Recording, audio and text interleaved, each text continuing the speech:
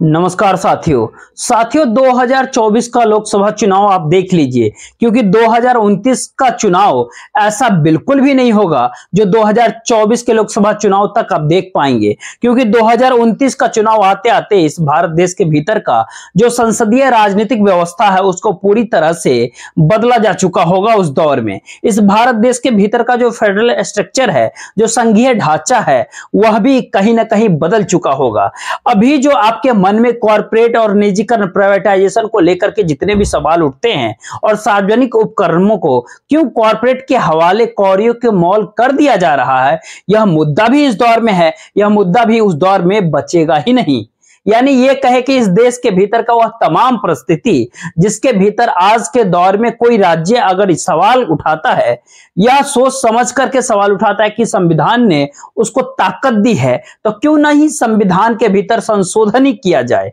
कि जो ये सोचते हैं इस भारत देश के भीतर में प्रधानमंत्री नरेंद्र मोदी लगातार चुनाव में ही तो व्यस्त होते हैं, तो फिर प्रधानमंत्री नरेंद्र मोदी दिल्ली की ताकत को जिस प्रकार से चाहते हैं कि एक साथ इस भारत देश में एक ही साथ एक वक्त में चुनाव हो, ये कमेटी बनी थी, लेकिन 2029 से पहले उसकी रिपोर्ट पर इस भारत देश के लॉ कमीशन को मोहर लगानी है और मोहर लगाने का आखिरी जो रास्ता है वो संसद के भीतर से ही होकर जाएगा। और उस संसद के भीतर जो 400 पार का नारा प्रधानमंत्री नरेंद्र मोदी अलग अलग जगहों पर ही नहीं बल्कि हर जगह पर इसी दौर में लगा रहे हैं, तो उनको यूं ही नहीं ऐसा नारा लगा रहे हैं, उसके पीछे बहुत सारे तर्क हैं। आने वाले समय में उस भारत देश की तस्वीर है जिसके भीतर दिल्ली की प्रधानमंत्री ने, यानी दिल्ली में बैठे हुए प्रधानमंत्री की ताकत अक्रम पार हो, कोई उसको चुनौती दे पाने की स्थिति में देश में ना हो, और यह सब कुछ कानूनी अमली जामा के साथ होना है। यानी संविधान इस बात की इजाजत देता है। इस भारत देश के भीतर फेडरल स्ट्रक्चर क्या मायने रखता है, और सियासी तौर पर इस भारत देश को अगर विकसित होना है तो फिर एक देश और एक व्यक्ति और उसी के पूरे विजन के हिसाब से इस भारत देश को चलना पड़ेगा। यानी ये सारे सवाल बहुत दूर की बात होगी, लेकिन इस दौर में जो सवाल हर किसी के मन में है कि मजदूरों की कमाई इस दौर में कितनी है, किसानों की आय दोगुनी क्यों नहीं हो पाई, और संगठित क्षेत्रों के भीतर मजदूरों को काम मिल भी पा रहा है, दिहाड़ी के तौर पर यह नहीं मिल पा रहा है। एमएसएमई के जरिए जो रोजगार देश में पैदा होना था वो क्यों नहीं हो पा रहा है। मैन्युफैक्चरिंग सेक्टर की स्थिति नाजुक क्यों इस दौर में हो गई। इस देश का कोर सेक्टर, उसका विकास दर बढ़ क्यों नहीं पा रहा है। हो सकता है आपके मन में ये तमाम सारे सवाल उस समय भी रेंग रहे हो, और आज के दौर में रघुराम राजन ने भी ट्वीट करके बताया था कि आखिर भारत का विपक्ष और भारत का पत्रकार कहां खोया हुआ है। इस भारत देश की अर्थव्यवस्था और उसकी परिस्थिति को समझने की जरूरत है, लेकिन यह सब कुछ इस दौर में केवल 2024 तक की स्थिति होती है। उसके बाद जो 370 एनडीए 400 पार का नारा और बीजेपी 370 की जो नारा है वो संसद के भीतर इतनी ताकत देता है, और इस विषय में ताकत मिल ही जाएगी। इसी बात को सोचकर 2029 के लोकसभा चुनाव तक क्या कुछ हो जाएगा उसकी शुरुआत भी हो चुकी है। लॉ कमीशन अपने तौर पर काम कर रहा है, और वहीं दूसरी ओर जो देश के फेडरल स्ट्रक्चर है, संघीय ढांचा है, उसमें पहली बार जो माइनिंग का क्षेत्र है, यानी जो माइन और मिनरल्स है, वह राज्य को रॉयल्टी नहीं मिलनी चाहिए, इस दिशा में कदम आगे बढ़ने लगे हैं। और उस दिशा में बाकायदा सुप्रीम कोर्ट में जाकर के अटॉर्नी जनरल ये कहने से बिल्कुल नहीं घबरा रहे हैं, एक दो नहीं बल्कि चीफ जस्टिस समेत 8 जजेस की बेंच बैठी हुई थी डीवाई चंद्रचूड़ साहब के साथ। अटॉर्नी जनरल बता रहे थे कि दरअसल कॉन्स्टिट्यूशन में क्या क्या अमेंडमेंट हो गया, करने चाहिए, और क्यों जरूरी है इस भारत देश के भीतर में सेंट्रल की रेवेन्यू को बढ़ाना, और खास तौर पर मिनरल्स और माइनिंग सेक्टर की उसकी जो बाकी राज्यों की जो रॉयल्टी मिलती थी उसको नहीं मिलनी। ये कोई आसान बात है नहीं, लेकिन आज लगता है कि एक एक करके इन सारी बातों को समझा जाए उससे पहले प्रधानमंत्री नरेंद्र मोदी जिस नारे को घूम घूम कर हर रैली के भीतर लगा रहे हैं, एनडीए 400 पार का नारा और बीजेपी 370 पार, एक पल के लिए आप भी देख लीजिए इसको। तो वो गूंज यहां पर भी सुनाई देती है, और वो गूंज है अब की बार 400 पार।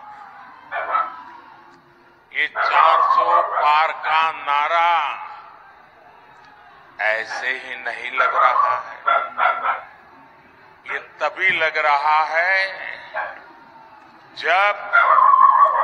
मोदी की गारंटी पर देश भरोसा कर रहा है।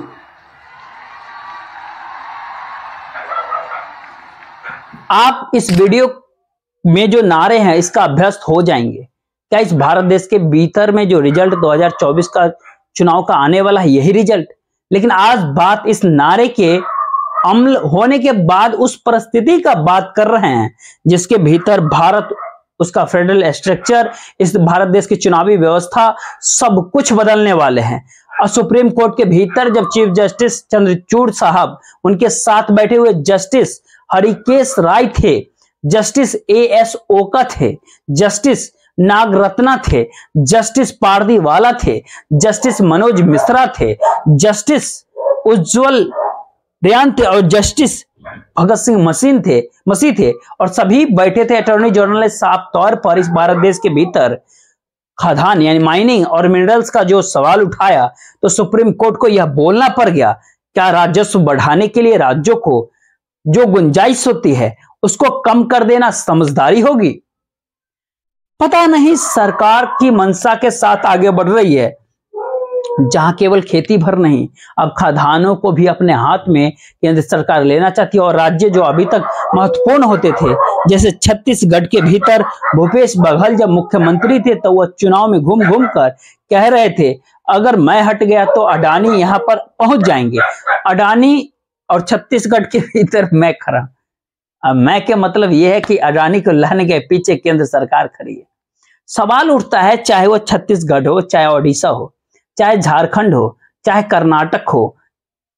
आखिर बिल्लारी के खदान तक ही क्यों ना हो, चाहे मध्य प्रदेश का इलाका पड़ता हो, तमाम जगहों पर जो कुछ भी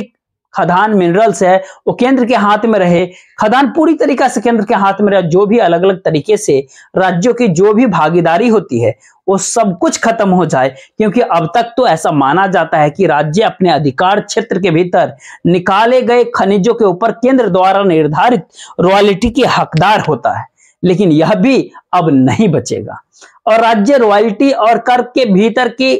अंदर के जो खनिज वाले जो ऊपर जो टैक्स लगाने के अधिकार की मांग करते रहे राज्य, लेकिन वह भी इस दौर में खत्म हो जाएगा। यानी ये कहे केवल जमीन और इमारत मकान पे टैक्स नहीं, बल्कि उसके साथ साथ खदान और खनिज को लेकर के भी टैक्स का जिक्र राज्यों के द्वारा होता रहा है। लेकिन साफ साफ सरकार की ओर से ये बात कहा गया सुप्रीम कोर्ट के भीतर DY चंद्रचूड़ साहब के सामने कि इसकी जरूरत नहीं है, और इसको लेकर के बाकायदा अलग अलग तरीके से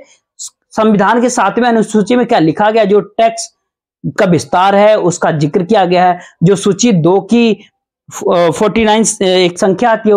दूसरी तरफ जो संख्या 54 होती है सूची 1 की, जिसके भीतर संसद को खनिज विकास के संबंध में एक सर्वव्यापक कानून बनाने में सक्षम बना देती है। यानी आप इस दौर में ध्यान देंगे कि संसद की ताकत के आगे संविधान भी चुप हो जाएगी और इसका फायदा चुनाव आयोग की नियुक्ति को लेकर के और दिल्ली के केंद्र सरकार के सारे मतलब लेफ्टिनेंट गवर्नर को सौंपने को लेकर के भी हुआ था। सुप्रीम कोर्ट के दोनों मामलों के भीतर राय अलग अलग होते हैं, लेकिन पार्लियामेंट के संसद की ताकत के आगे कोई कुछ नहीं कर सकता है। और संसद में बड़ी ताकत चाहिए। 370 और 400 पार की जो एनडीए की जो प्रस्तुति देख रहे हैं वो एक पहला हिस्सा होता है, और इसके लिए जो संविधान के भीतर, कॉन्स्टिट्यूशन के भीतर जो अमेंडमेंट लाया जाएगा वह भी उस लिस्ट में इस दौर में लगातार सरकार इसके ऊपर काम कर रही है। सवाल इतना ही भर नहीं होता कि जो निजीकरण और कॉरपोरेट की परिस्थिति है और सार्वजनिक उपकरणों की परिस्थिति है, उसको भी किस प्रकार से सरकार अगर मोनेटाइज करना शुरू कर दे और यह बात कहे कि हम मोनेटाइजेशन के तहत निगरानी हमारी होगी, और वह चाहे प्राइवेटाइज मतलब निजी क्षेत्र के हाथ में हो या फिर कॉरपोरेट जिसको कहते हैं उसके हाथों में हो, इस भारत देश के तमाम सार्वजनिक चीजें अगर सौंप दी जाए तो यह एक सिस्टम का हिस्सा होगा। यानी सवाल इस दौर में यह नहीं है कि अब पब्लिक सेक्टर कौन सा है, प्राइवेट सेक्टर कौन सा है, सवाल देश का है, सवाल कंट्री का है, और उसके उस इकोनॉमी और रेवेन्यू मॉडल का होगा जिसके आश्रय इस भारत देश के प्रधानमंत्री और इस संसद को यह ताकत होनी चाहिए कि वह कैसे इस रूप में चीजों को अमल कर सकता है। तो अगला सवाल कोई भी कर सकता है कि दरअसल इस भारत देश के भीतर, राज्यों के भीतर जो दूसरी राजनीतिक पार्टी के जो सरकारें होती है वह अगर आपत्ति करेगी तो इसका कोई मतलब नहीं बचा, और संघीय ढांचा तो एक ही झटके में चरमरा जाएगा, ढह जाएगा, तब बिल्कुल भी नहीं। इसकी भी व्यवस्था की जा रही है संविधान के भीतर। इसमें 2-3 और अमेंडमेंट्स लाने का विचार होता है, क्योंकि जो रामनाथ कोविंद की अध्यक्षता में जो वन नेशन वन इलेक्शन का जिक्र किया गया था मोदी जी द्वारा, वह यूं ही नहीं किया गया था। अब दरअसल 22वां लॉ कमीशन होता है, जिसको हेड करते हैं कर्नाटक के पूर्व हाई कोर्ट के चीफ जस्टिस जो रहे हैं ऋतुराज अवस्थी, जो यानी उस सदस्य भी लोकपाल के सदस्य के तौर पर भी उन्हें बनाया गया। और अब संविधान की जो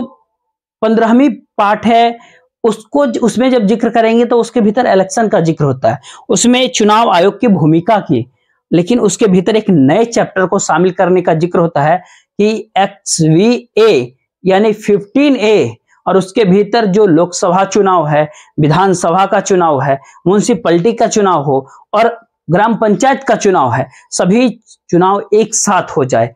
भला इसके लिए लॉ कमीशन को समय भी दिया गया कि आप ही को बताना है इसी दौर में कि संविधान के अमेंडमेंट की प्रस्तुति में 2024 के बाद आ जाएगी,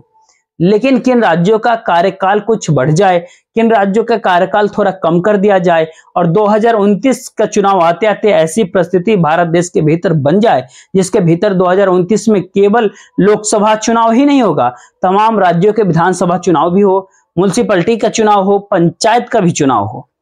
हालांकि उसके एक मुश्किल बात ये होती है कि दरअसल भारत जब आजाद हुआ भारत देश, उसके बाद जो संसदीय डेमोक्रेसी आई तो उस समय सभी राज्यों के साथ हो रहे थे, लेकिन उसमें आगे कुछ राज्यों में राष्ट्रपति शासन लगना हो गया, कुछ सरकारें अविश्वास प्रस्ताव के तहत गिर गई, फिर वह परिस्थिति बदलने लगी धीरे धीरे। तो पहली बार संविधान में उसको लेकर के भी अमेंडमेंट का जिक्र है, जो दूसरा संवैधानिक संशोधन इसी बात को लेकर के होता है कि आखिर किस प्रकार से अविश्वास प्रस्ताव हो या विधानसभा की भी स्थिति हो, उसको कैसे किस प्रकार से व्यवस्थित किया जाए कि केंद्र, अब इसके भीतर में चुनाव एक साथ ही होने चाहिए और ये सब कुछ 2029 के लोकसभा चुनाव तक हो जाना है। और इसके साथ साथ एक और बड़ा अमेंडमेंट इस भारत देश के वोटर लिस्ट को लेकर के करना होगा, क्योंकि अभी भी कुछ राज्यों के भीतर ऐसी व्यवस्था है, लोकसभा में नाम होता है तो म्युनिसिपैलिटी में नहीं होता है, विधानसभा में नाम है तो पंचायत ग्राम पंचायत के चुनाव में नाम नहीं है वोटर लिस्ट में, सबका एक ही वोटर लिस्ट तैयार हुई। यानी संविधान में अमेंडमेंट की परिस्थिति 3 क्षेत्रों को खुले तौर पर खोलने की स्थिति में है, जिसमें एक सवाल जो होता है खनन का होता है, माइनिंग का होता है, एक निजीकरण और प्राइवेटाइजेशन कॉर्पोरेट का होता है, और इस देश में एक सवाल एक साथ पूरी इलेक्शन को लेकर है। और इस दौर में ध्यान दीजिए, ऐसा नहीं विपक्ष इससे अनभिज्ञ होगा, क्योंकि इसी दौर में बिहार और उत्तर प्रदेश के भीतर छोटी छोटी आवाज, हल्की हल्की आवाज अपने तौर पर लगने लगी है, जहां पर तेजस्वी यादव चाहे लोगों के बीच पहुंचकर जिन बातों का जिक्र कर रहे हैं कि आप जब नारा लगाने लगे हैं कि 80 हराओ लोकतंत्र बचाओ, एक बार इसको भी देख लेना चाहिए। समाजवादी पार्टी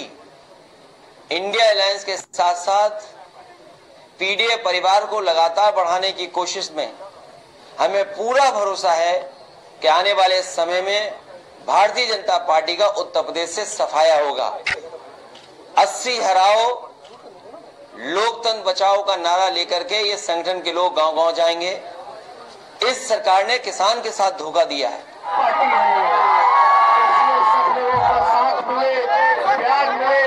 यही हम लोग चाहते हैं ताकि हमारा प्रदेश आगे बढ़े, आपका तरक्की हो। नरेंद्र मोदी जी को ठग ली बिहार के, बताइए क्या किया, सोमवर्षा को क्या दिया नरेंद्र मोदी जी ने, 10 साल राज के क्या दिया उन्होंने। दरअसल उत्तर प्रदेश और बिहार के भीतर करीब करीब 35 करोड़ लोग निवास करते हैं, और पॉलिटिकल तौर पर इन दोनों राज्यों से, बिहार और उत्तर प्रदेश से, करीब 120 लोकसभा सीट के लिए चुनी जाते हैं सदस्यों को। इन दो राज्यों के भीतर की गरीबी, मजदूर को लेकर के, किसानों को लेकर के देश में छिपी हुई नहीं है। यहां तक कि नीति आयोग की रिपोर्ट जो मल्टी डायमेंशनल पॉवर्टी जो जिक्र करती है, वह भी इस दिशा को इंगित करती है कि दरअसल किस प्रकार से इन दो राज्यों के भीतर की अर्थव्यवस्था, आर्थिक परिस्थिति वर्तमान दौर में किस प्रकार की है। ऐसे में ये सवाल कोई भी कर सकता है, तो क्या एक ऐसा सिस्टम बनाया जा रहा है